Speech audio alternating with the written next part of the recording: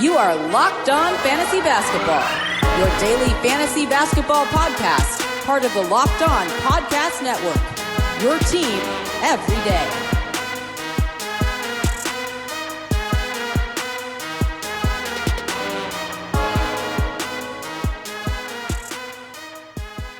Hello and welcome to the Locked On Fantasy Basketball podcast brought to you by Basketball Monster. My name is Josh Lloyd and I am the lead fantasy analyst at basketballmonster.com and at Yahoo Sports Australia, and you can find me on Twitter as always at redrock_bball. Today we are looking at week 15 in the NBA with a preview show. Michael Bolton. Let's get to it. Let's get to it indeed. Now this is being recorded a day or so in advance because the day that I normally record this, which is Sunday our time, or my time, not necessarily your time, I'm going to be at the Australian Open tennis tournament and going to be there all day watching that, so I won't be in the studio and able to record. So getting this one prepared a little bit early for you. So if there is some weird injury that happens in the next day or so and I haven't talked about it here, that is exactly why. So let's look at week 15 coming up in the NBA. At least I know the schedule is not going to change in that time frame. We've got a really even schedule, and it is a possibility you could stream every day this week. We've got 6 games on Monday, 9 on Tuesday, a very busy Tuesday. When considering this week on Tuesday, we had 1 game. 9 games Tuesday, 6 Wednesday, 6 Thursday, 7 Friday, 10 on Saturday, and 4 on Sunday. So theoretically, you can stream every day apart from Tuesday and Saturday with the 9 and 10 games. But even a 9-game day, there's streaming ability, and a 10-game day, probably not, but maybe.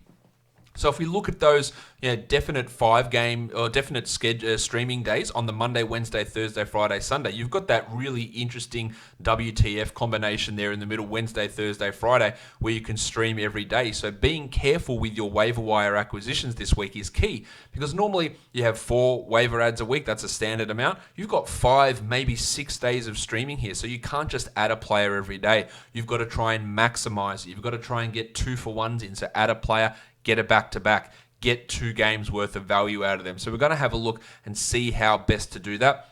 Before we do that, let's take a look at how the schedule looks. There are 3 teams this week who play 2 games: the Indiana Pacers, the Minnesota Timberwolves, and the Orlando Magic. The Wolves and the Magic have a real weird schedule. They play on Monday and they don't play again until Saturday. So 4 games off in the middle of the week. The Pacers, they have Wednesday and Saturday. So it's a really weird split of games for both of those teams.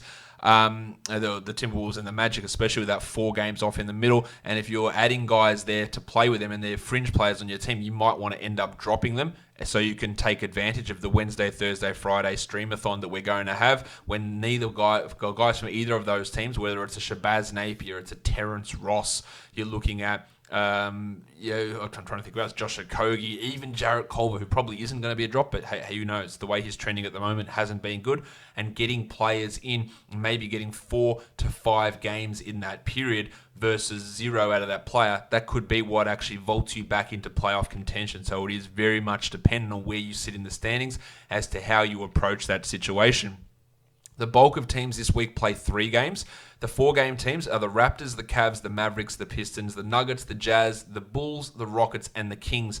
They all have 4 games, with the Raptors having the easiest schedule, taking on the Hawks, the Cavs, the Pistons, and the Bulls. So 4 shitful Eastern Conference teams for them to take on this week, really padding the stats. While Cleveland also has a pretty easy schedule in terms of defense.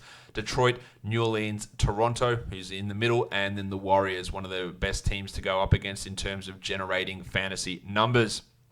So let's go back and have a look at how the streaming can work this week. With those 6 games on Monday, any of those teams that play on the Monday are worth looking at, whether it's the Cavs, the Mavericks, the Pistons, Jazz, Bulls, Rockets, Kings, Spurs play there, the Thunder play there, the Heat, and the Wolves and the Magic, as I mentioned already, they all play on the Monday. And then that Tuesday with 9 games, that might be a streaming day, it might not be a streaming day. So you could either look to the back-to-back Monday, Tuesday, which we look at the Cavs who have got that, the Mavericks who have got that combination, and then down to the Heat, they've also got that Monday, Tuesday back-to-back combination.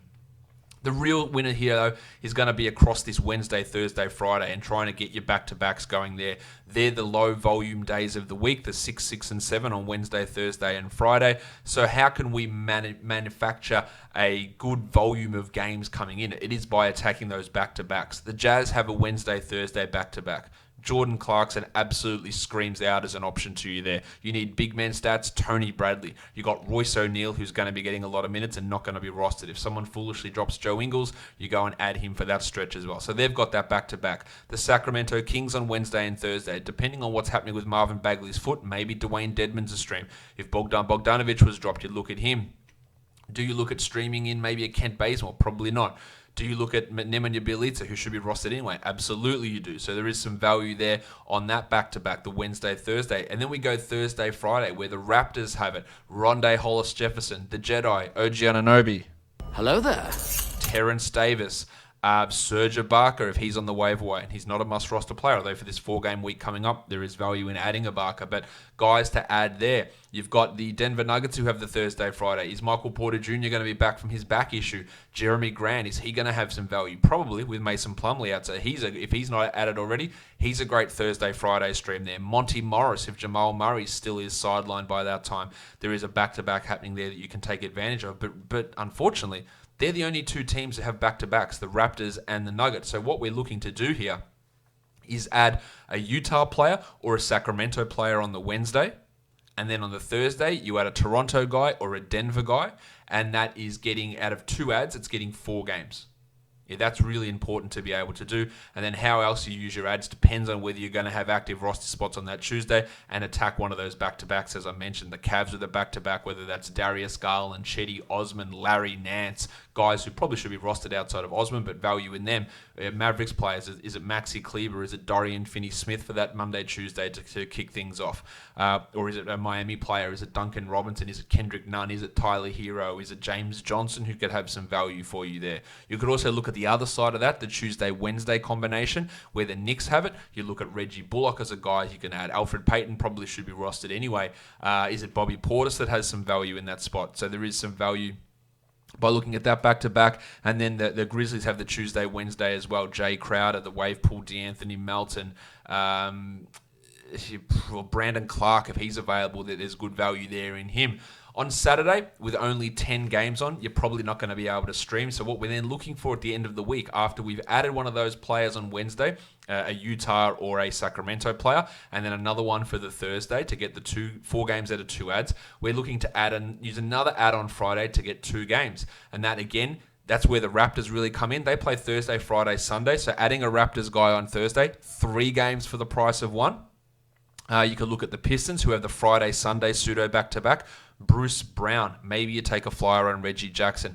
Sekou Doumbouya, the Crucifix Christian Wood, they've got that combination. The Nuggets, also like the Raptors, have the Thursday, Friday, Sunday, which is an important combination. So adding your Monty Morrises, your Jeremy Grants, getting those games out of those players is really key. The Bulls and the Rockets and the Pelicans also have that Friday, Sunday combination, as do the Milwaukee Bucks, as do the Phoenix Suns. So you're looking at McCall Bridges for the Suns, Dante DiVincenzo for the Bucks.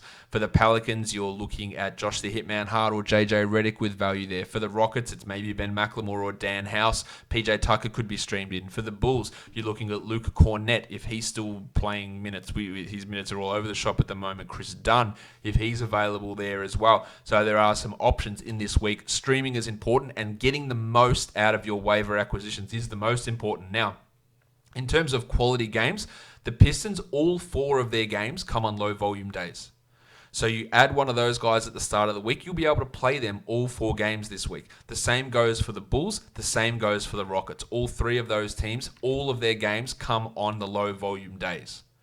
And I talk about this all the time, but adding a Pistons player for the week in a daily changes league where you can use them 4 times versus adding a Cavs player where you can only use them on 2 days, it's important to note. Because, you add the Cavs, maybe you can't use them on the Tuesday and the Saturday, the Cavs guys, but if you can, then that does change things up. It is really dependent on how your roster looks and where those roster spots are active. But 4 quality games versus 2 quality games, or in the case of the Sixers, 1 quality game. So when you're looking at a Painter, Matisse Thybulle, Furky from Turkey with Joshie Richardson out, you might get 1 game out of those guys this week. So are they worth the ad, or is it worth looking at Bruce Brown? Is it worth looking at Svi Mikhailiuk for the Pistons, who you'll get 4 games out of?